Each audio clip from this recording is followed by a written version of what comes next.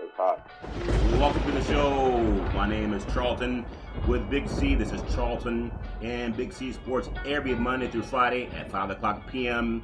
Pacific Standard Time, 8 o'clock on the East Coast. We bring it to you worldwide. Bienvenidos to all of our listeners in Latin America to the $1 Million Show. Today is May 23rd, 2016. And Big C, I want to thank everyone from London, England, Berlin, Canada, as well as the great United States of America. And you know we love talking sports, Big C. And this segment is sponsored by Bud Light. Now, I know you good old boys. It's been raining buds down in the south, or is it raining suds, Big C? It's getting a little moisture. You know, this is that time of year talking where we got this thing called humidity. I don't know if you guys understand what it is. But it makes my hair go bad sometimes. You know, I have bad hair days in weather like this. Oh, my good. Can't have bad hair days on Charlton. Wait a minute. We're not on TV anyway, Big C. It's just for radio. Oh, okay. You can have bad hair days. If we're on TV, I'm in the big trouble because I shave all my hair like Michael Jordan style.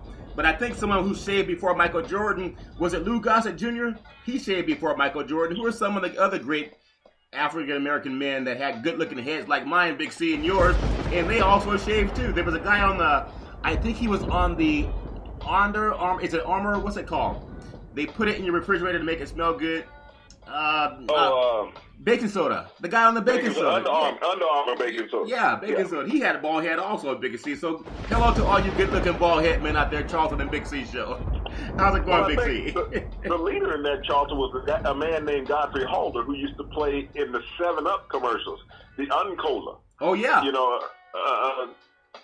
sounds like James Earl Jones, though. Yeah. Yeah, he was from the islands, and he made 7-Up very popular back in the 70s as an Uncola, where he wore a white suit and he talked about the cool, refreshing lemon taste of 7-Up. Yeah, and that's true. So a lot of people are into 7-Up, but also, Big C, as I know you love paying attention to the Hollywood scene. You know, we have some NBA basketball to talk today. We also have, you know, some college football. We've been hitting on college football for the past month now. We're in basketball and baseball season, but I know ESPN, they've been doing some college football as well. But before we get into that, Big C, and I know we have hockey and everything else, I think you think some of the great actors, and I know you talked about it before, but John Amos, he not only was a guy who looked like an athlete, but he played a lot of marquee roles in movies, Big C. Your thoughts on John Amos? Well, Charlton, he was a tremendous athlete back in the city. He started out at Long Beach City College, ended up at Colorado State. He had a brief stint with the Denver Broncos, but he pulled his hamstring, and he was a running back, and a running back without a leg is not a running back. That's true. He went on to, play some semi-pro ball, got a tryout a couple of years later with the Kansas City Chiefs and Hank Stram. Yeah. And that didn't pan out. Then he went full-time acting, Charlton, and everybody remembers him for his marquee series on television, Good Times. Yeah. Where he played the father of a family living in an inner-city dwelling.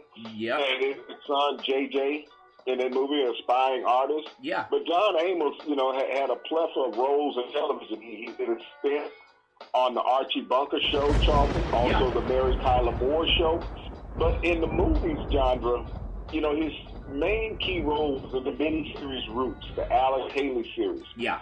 Where he played Kunta Kinte, Charlton. Yeah. And he did such a marvelous job in that role as Kunta Kinte. And it's one of those roles of a lifetime that actors aspire to have. Yeah. And he had that role, which still resonates. It came out in 1977, but it still resonates as just as poignant today. And then you look at his big film career, Charlton. He played in movies like Die Hard 2, A Piece of Action with Sidney Poitier and Bill Cosby. Charlton, this man had a wide berth. You think about also Coming to America with James Earl Jones, Eddie Murphy, Arsenio Hall, and a wealth of other black actors in that movie, Charlton. But John Amos was not only just a great athlete, but a great entertainer and an American historian, Charlton. Yeah, I remember they had, well, you mentioned all the great movies, but in Coming to America, I forgot the name of his hamburger joint.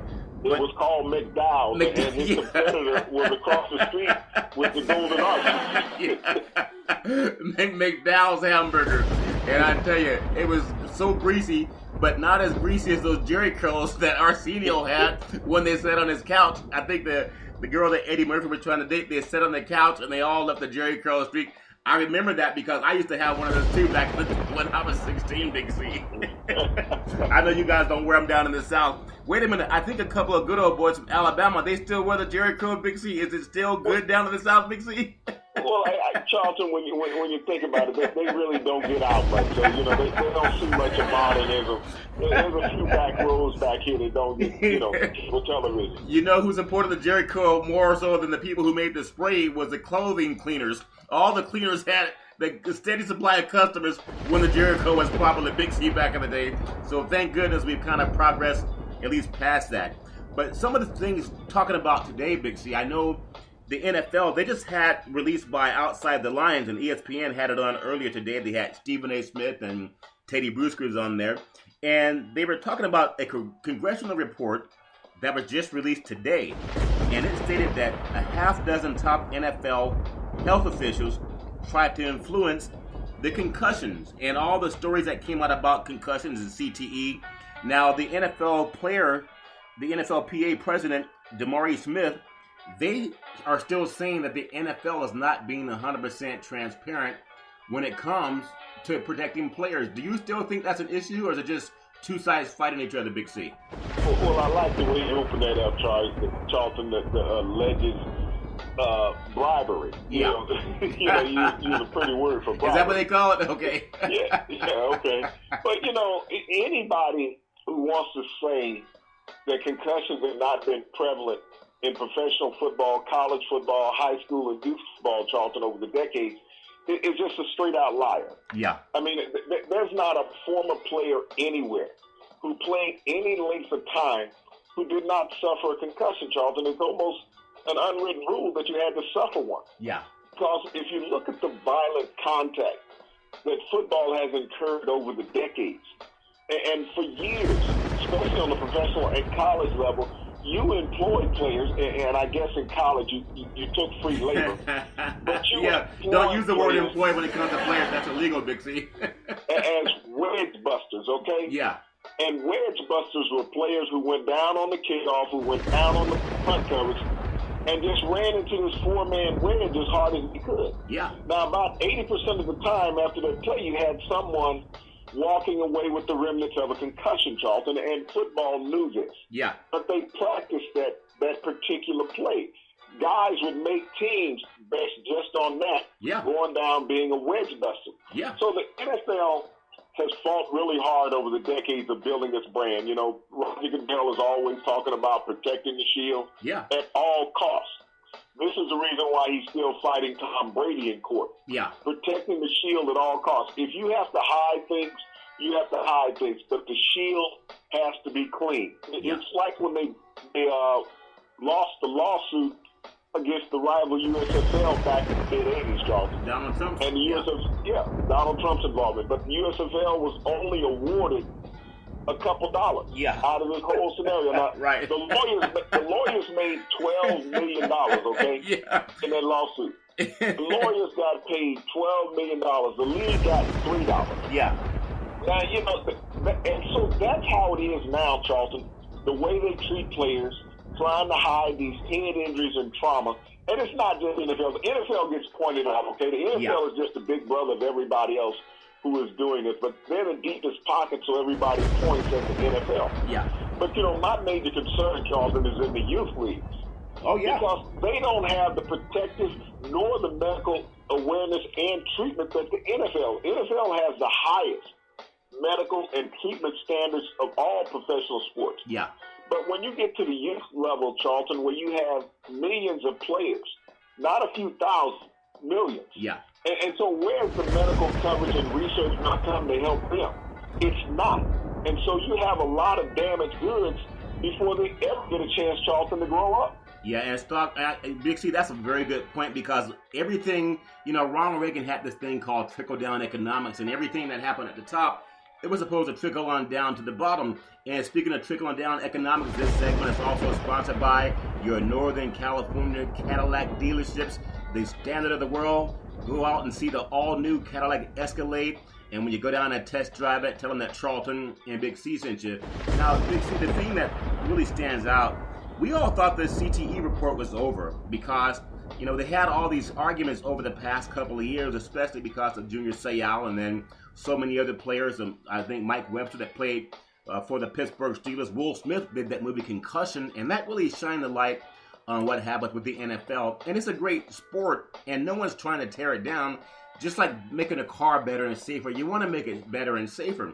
But even to this day, when we have the NFLPA president, DeMaurice Smith, saying that the NFL really doesn't care about the players, they care about the profit. I think Goodell's hope is to get a $27 billion profit by 2027. Well, we're not that far from that, 11 years from now. How much of that will go into research, not just for NFL players, Big C, but anything for college? I know we had some lawsuits that colleges were also pushing in last week, Big C. How's that going to affect the college level? Well, Charlton, it has to affect every level. You talked about the trickle-down effect. Yeah. The trickle-down effect, you know, we're going to have a massive amount of Americans walking around with this head trauma. Yeah. You know, they're going to seek help from the government, okay? The government is the one that's going to be having to pay the disability. Yeah. The hospital bills for these people who don't have the ability to function within the workplace, Charlton. And I'm talking about this is coming from the youth level. Yeah. Not the guys in the NFL who have the $1 million contracts, but guys in Pop Warner, guys in high school, and even the college level, Charlton. What's going to happen when they suffer the brain trauma? Who's going to be there to help them out? Who's going to be there to help their families out? Yeah. Yes, the NFL is talking about, and it's a great stride to help out the former and current players. Yeah. But when we look at these players, and, you know, you only look at the notarized players who have committed suicide. You talk about the Mike Websters, the Junior Seaus, the Dave Jurisons.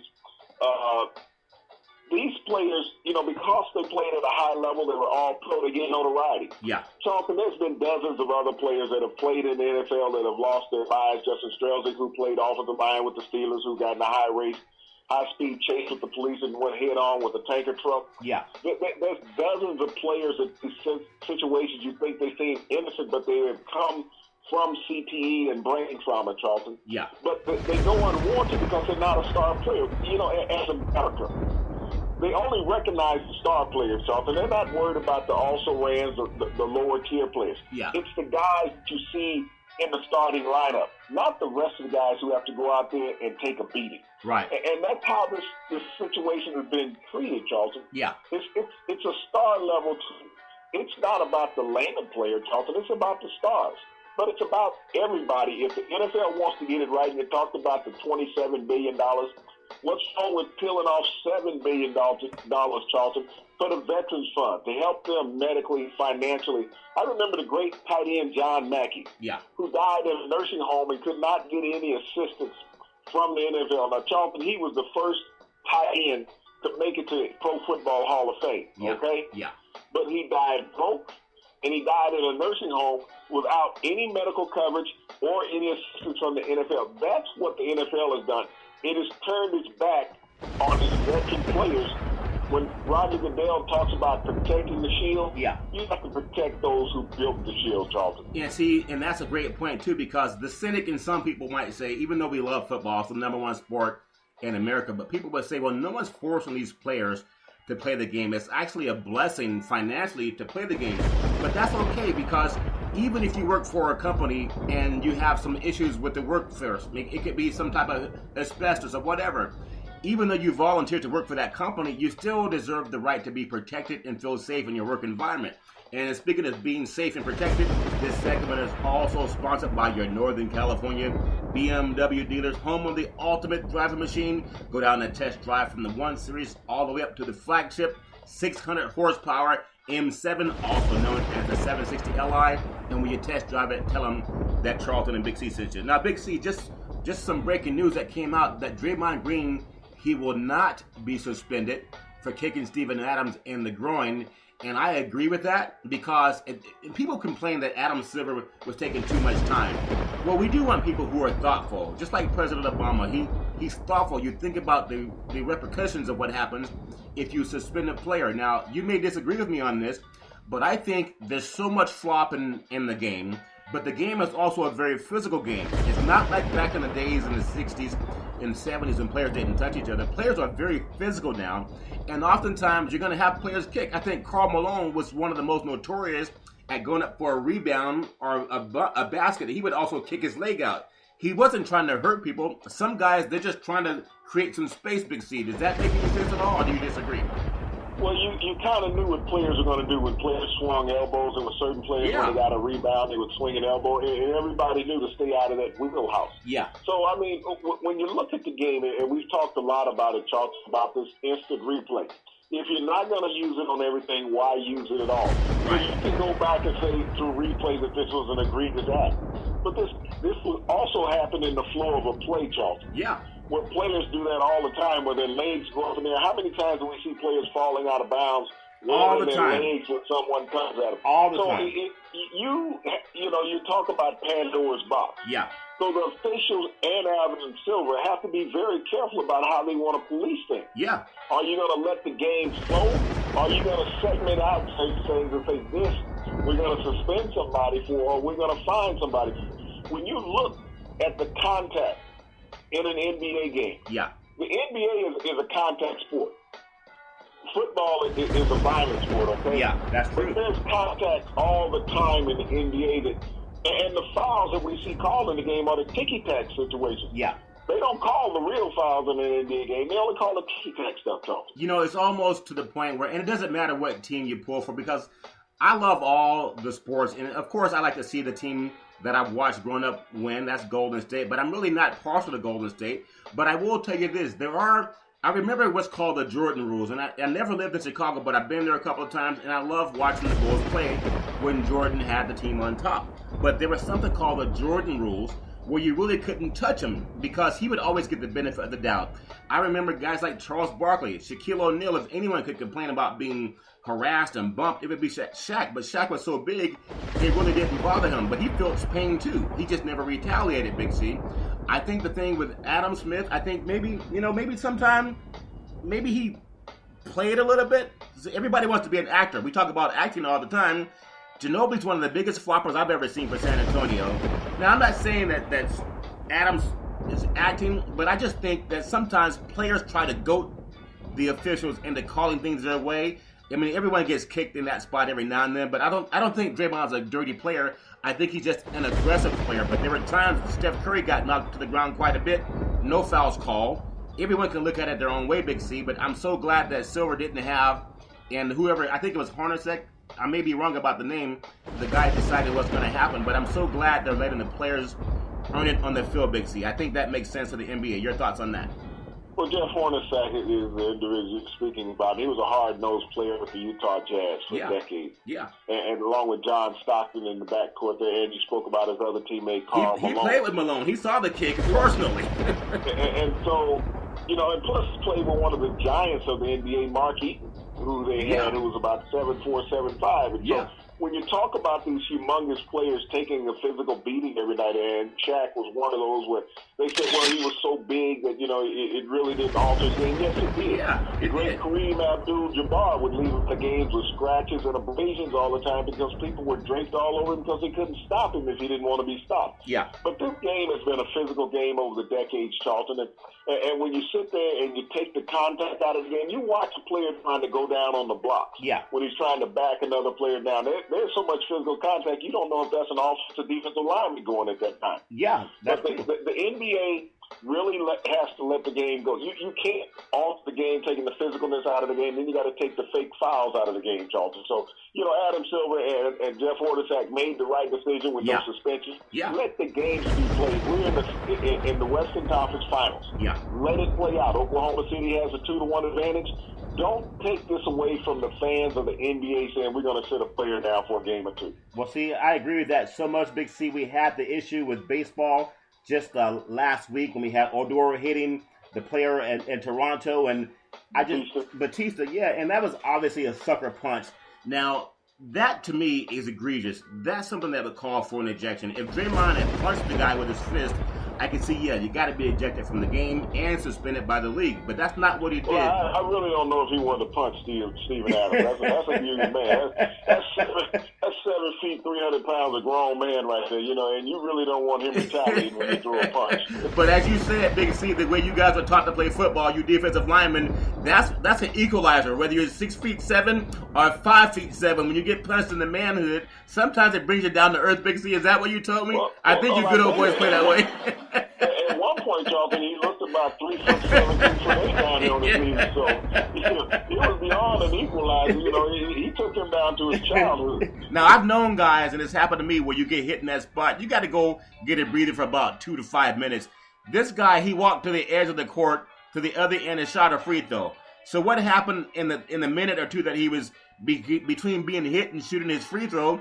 He was obviously, to me, trying to sell the call. And I know people don't want to hear that, but I think one of the worst things in the sport of basketball are guys trying to sell a foul. Even LeBron James was told that because you're big and strong, people may not call a foul against you the same way they didn't call a foul against Shaq.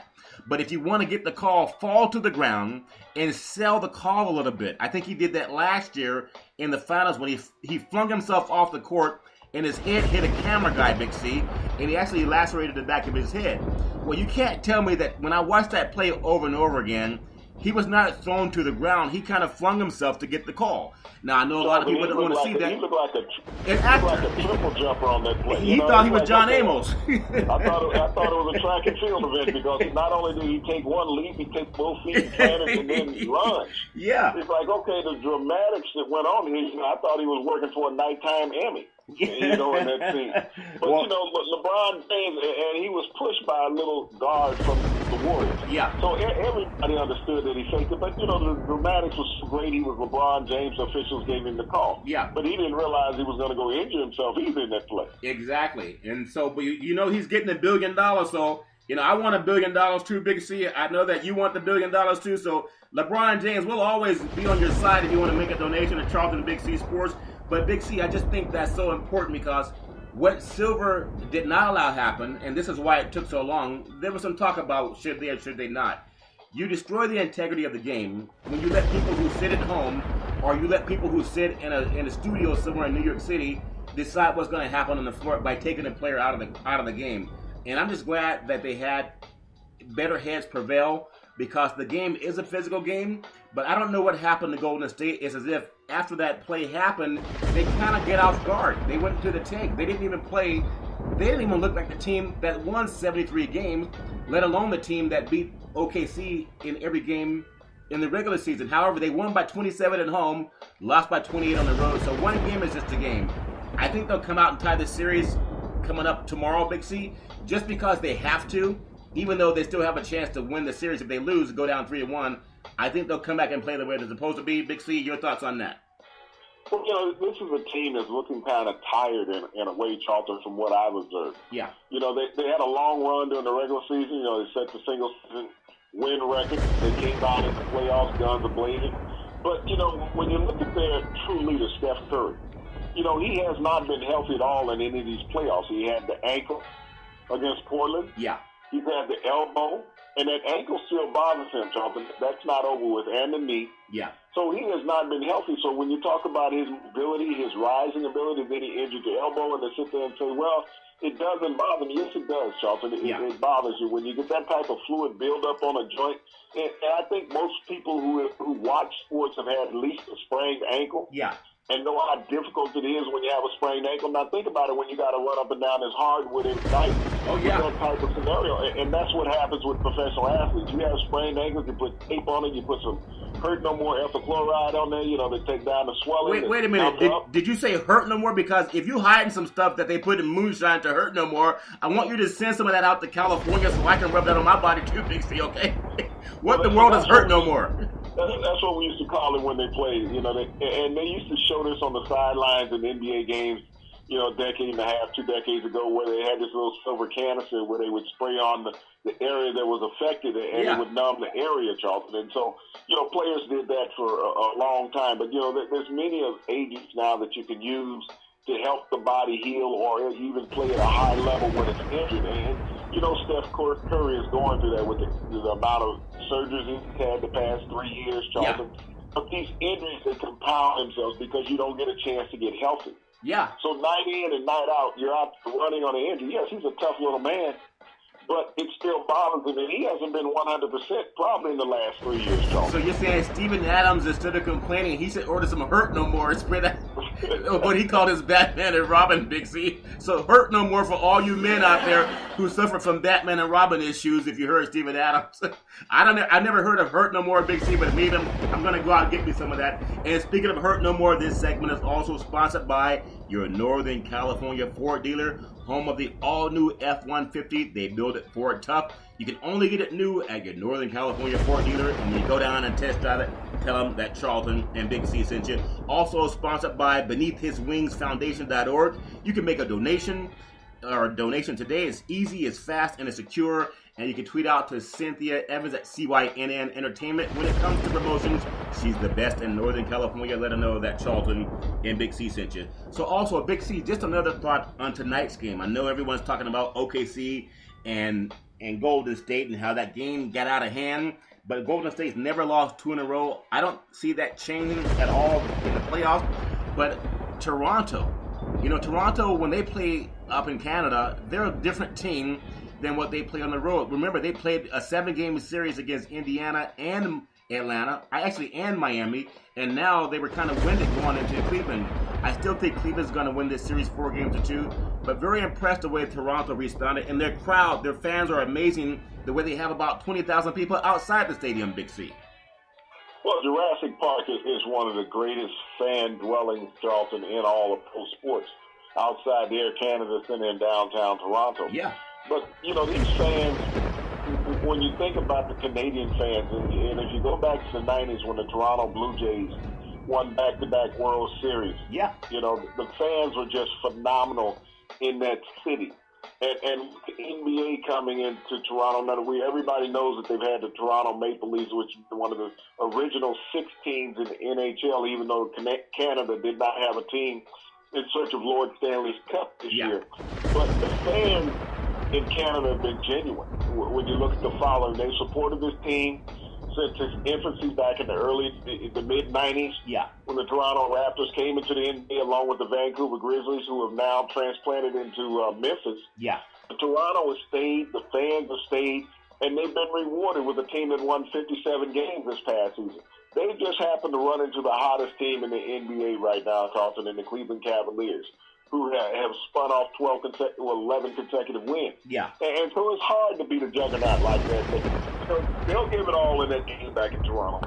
Well, I think when you think about going back to Toronto, and one thing that I want to know is that Toronto is such a good-looking city. I mean, it's an East Coast city, even though it's in Canada, it's still in the Eastern Seaboard, but they have such an effect, the way that they support the game of basketball. I don't know why the NBA doesn't have another team in Canada, because they did have the Memphis Grizzlies. They played in Vancouver in a pretty much a state-of-the-art stadium. So is there a push to keep the NBA out of Canada? When you have that type of support, you don't see that in every major league city in the United States where they have 20,000 fans outside. I mean, I don't know if it's like that all the time, but why would the NBA not want to put a team up in Canada, at least Vancouver, because I believe the Grizzlies got great support when they played there, Big C?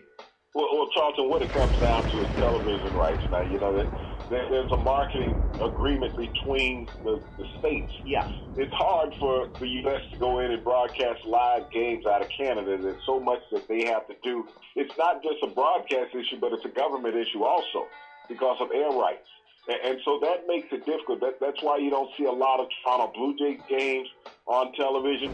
The NBA had its eminent domain rule that was in effect, and it sort of blocked broadcasting games, out of Canada for years. So they had to work out huge agreements between governments, not just broadcasting agencies, but between governments to be able to broadcast live events. Yeah. And so that slowed it down. You think about the Washington Nationals, who used to be the Montreal Expos in Montreal. And you look at the Quebec Nordiques, they were up in Quebec, Canada. They're the Carolina Hurricanes. Yeah. So there's a lot of teams that have gone back and forth between the two countries, Charlton.